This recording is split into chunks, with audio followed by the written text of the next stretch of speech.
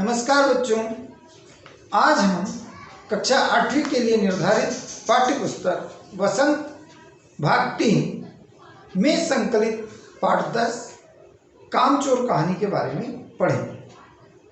कामचोर कहानी स्मिथ चुगताई लेखिका द्वारा लिखी गई है।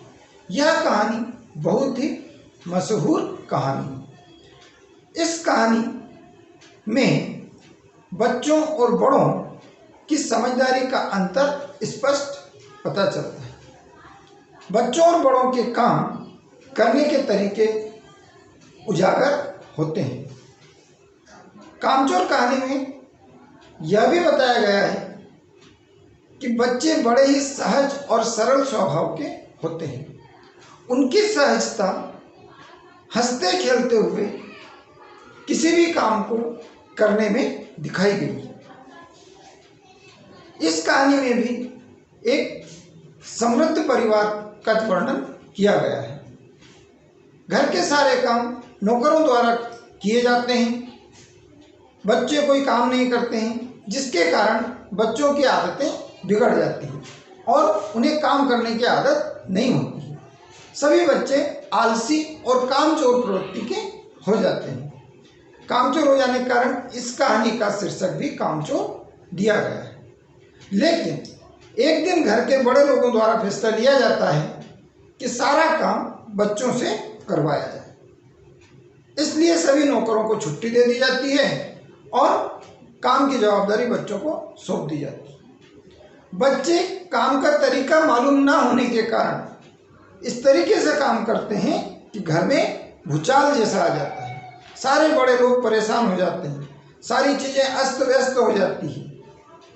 जो भी काम कहते हैं उस काम पे सभी एक साथ टूट पड़ते हैं। इस तरीके से बच्चे एक भूचाल यानी तूफान जिसको हम बोलते हैं, पूरे घर में एक तूफान जैसा माहौल हो जाता है। इस कहानी को लेखिका ने एक हास्य व्यंग्यात्मक शैली में प्रस्तुत किया है। तो आइए हम पढ़ते हैं स्मिथ चुगताई द्वारा लिखी गई कहानी कामचोर।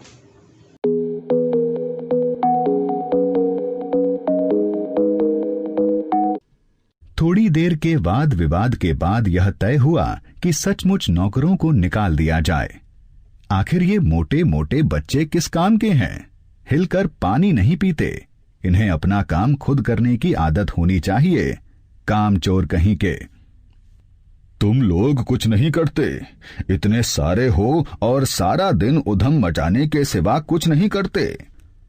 और सचमुच हमें ख्याल आया कि हम आखिर काम क्यों नहीं करते।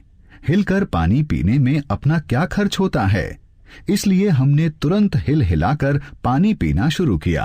हिलने में धक्के भी लग जाते हैं और हम किसी के दबैल तो थे नहीं कि कोई धक्का दे तो सह जाएं।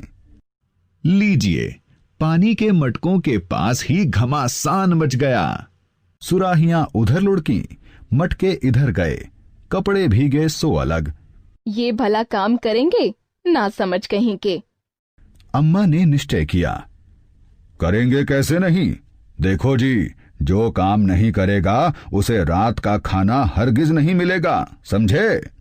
यह लीजिए, बिल्कुल शाही फरमान जारी हो रहे हैं। हम काम करने को तैयार हैं, काम बताए जाएं। हमने दुहाई दी। बहुत से काम हैं जो तुम कर सकते हो। मिसाल के लिए, यह दरी कितनी मैली हो रही है, आंगन में कितना कूड़ा पड़ा है, पेड़ों में पानी देना है और भाई मुफ्त तो यह काम करवाए नहीं जाएंगे।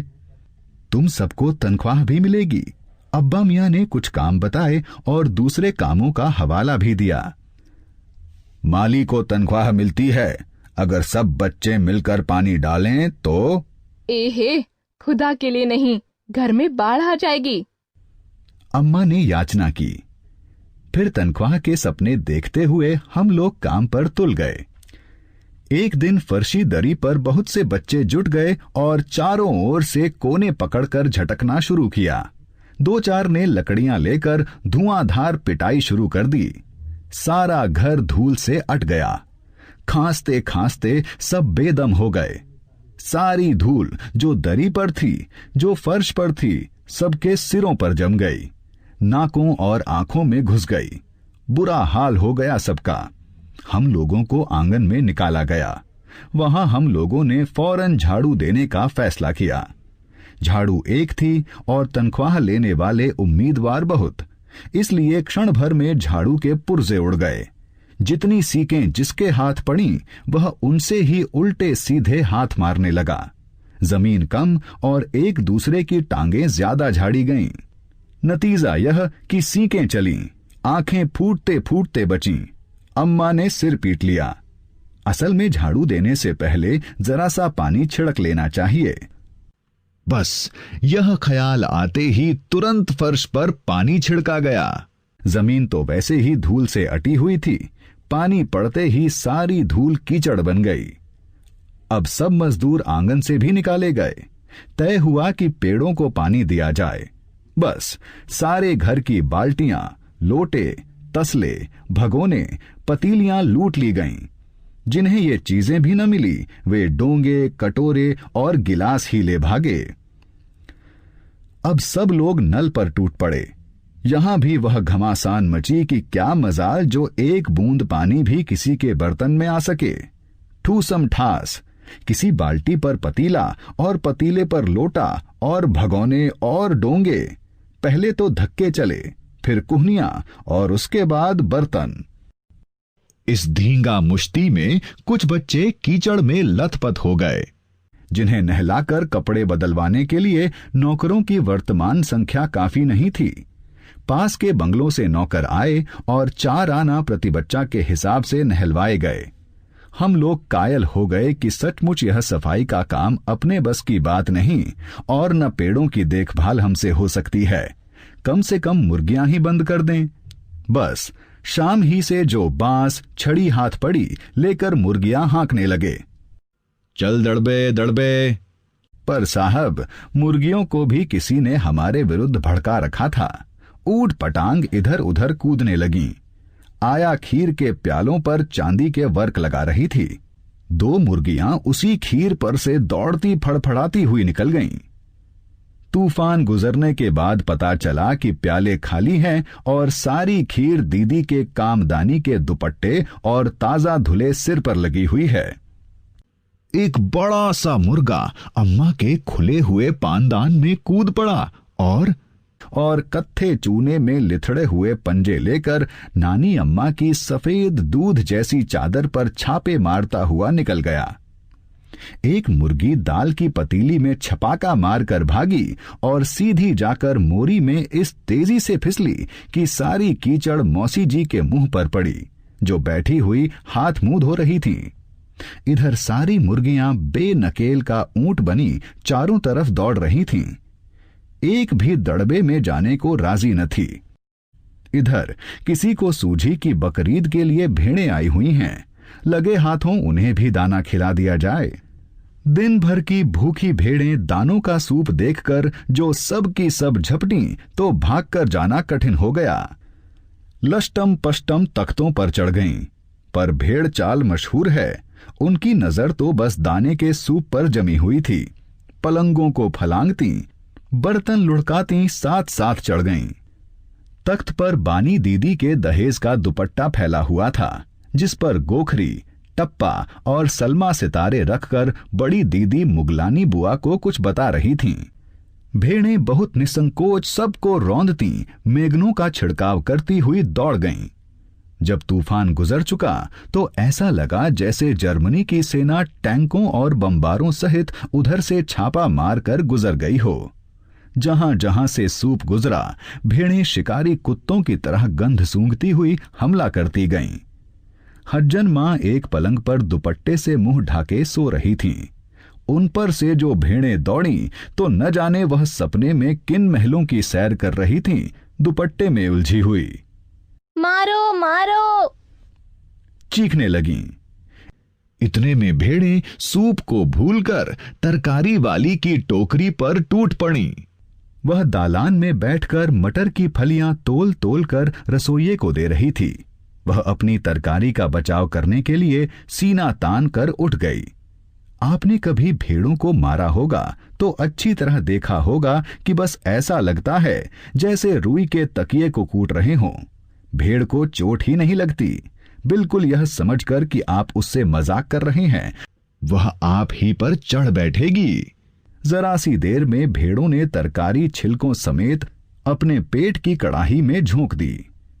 इधर यह प्रलय मची थी, उधर दूसरे बच्चे भी लापरवाह नहीं थे। इतनी बड़ी फौज थी जिसे रात का खाना न मिलने की धमकी मिल चुकी थी। वे 4 भैंसों का दूध दूहने पर जुट गए। धुली बेधुली बाल्टी लेकर 8 हाथ 4 थनों पर पिल पड़े। भैंस एकदम जैसे चारों पैर जोड़कर उठी और बाल्टी को लात मारकर दूर जा खड़ी हुई। तय हुआ कि भैंस की अगाड़ी पिछाड़ी बांध दी जाए और फिर काबू में लाकर दूध दूह लिया जाए।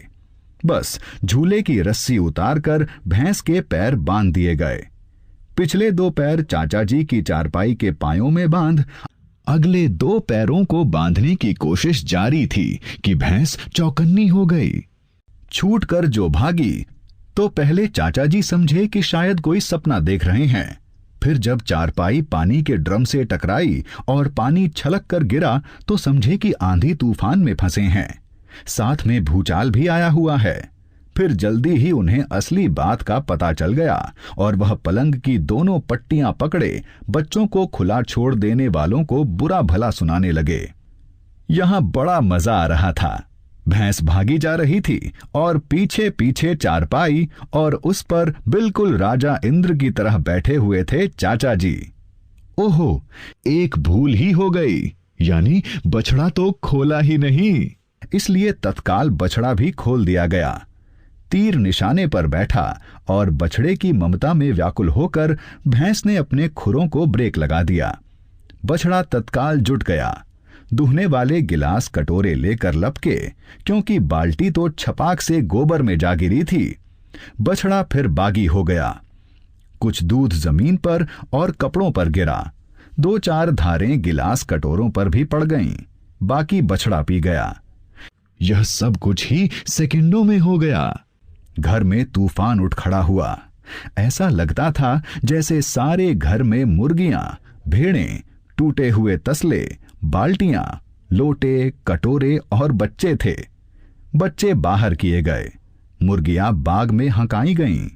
मातम सा मनाती तरकारी वाले के आंसू पोंछे गए और अम्मा आगरा जाने के लिए सामान बांधने लगीं। या तो बच्चा राज कायम कर लो या मुझे ही रख लो, नहीं तो मैं चली मायके। अम्मा ने चुनौती दे दी। मुए बच्चे हैं कि लुटेरे? और अब्बा ने सबको कतार में खड़ा करके पूरी बटालियन का कोर्ट मार्शल कर दिया। अगर किसी बच्चे ने घर की किसी चीज को हाथ लगाया तो बस रात का खाना बंद हो जाएगा। ये लीजिए, इन बुजुर्गों को किसी करवट शांति नहीं। हम लोगों ने भी निश्चय कर लिया कि अब चाहे कुछ भी हो जाए, हिलकर पानी भी नहीं पिएंगे। अभी आप लोगों ने कामचोर कहानी को सुना। कामचोर कहानी एक हास्य व्यंग्यात्मक कहानी, ये पहले भी मैं आपको बता चुका। आपको बहुत अच्छी लगी होगी कहानी, लेकिन इस कहानी को सुनने में आपने देखा कि बच्चे कहीं पर भी शुरू से उनको काम करने की आदत नहीं होती, इसलिए वो अपना काम नहीं कर पाते। जो भी काम उन्हें बताया जाता है वो उस काम को बिगाड़ते। जहाँ भी जाते हैं सारे बच्चे एक साथ काम पर टूट पड़ते हैं। इस कारण वहाँ पर हरदम सी मच जाती है और काम बिगड़ जाता है। इसलिए बच्चों को यानी कि आपको शुरू से काम करने की आदत होना चाहिए। अपने स्वयं के काम कुछ ऐसे होते हैं जो हमें स्वयं करना चाहिए। जैसे क्या स्कूल के लिए तैयार हुए तो अपनी ड्रेस खुद ढूंढें, अपने जूते कहाँ रखे हैं, है ना, मोजे कहाँ रखे हैं, खुद ढूंढें और खुद पहनें। ऐसा नहीं कि मम्मी लाएगी, पापा लाएंगे, है ना, या किसी और पर हम निर्भर रहें, ऐसा नहीं। ये इस प्रकार के छोटे छोटे काम जो हैं, जब स्कूल से घर जाएं तो बैग व्यवस्थित रखना, अपनी किताबें व्यवस्थित रखना, और भी घर में ऐसे छोटे काम होते हैं हमारे स्वयं के जो हम खुद कर सकते हैं। उसके लिए हमें किसी के ऊपर निर्भर ना रहना पड़े। इससे हमारी आदतें सुधरती है और हमारे घर वालों को अर्थात परिवार के लोगों को भी उसमें सहारा मिलता है। क्यों? क्योंकि जब हम अपने काम स्वयं कर लेंगे तो उनके काम कुछ कम हो जाएंगे। तो मुझे उम्मीद है आपको ये कहानी बहुत अच्छी लगी होगी और समझ में आई होगी और आप स्वयं अपने काम स्वयं करना सीखेंगे। हम अगले वीडियो में फिर एक नए शीर्षक के साथ मिलेंगे। तब तक के लिए धन्यवाद।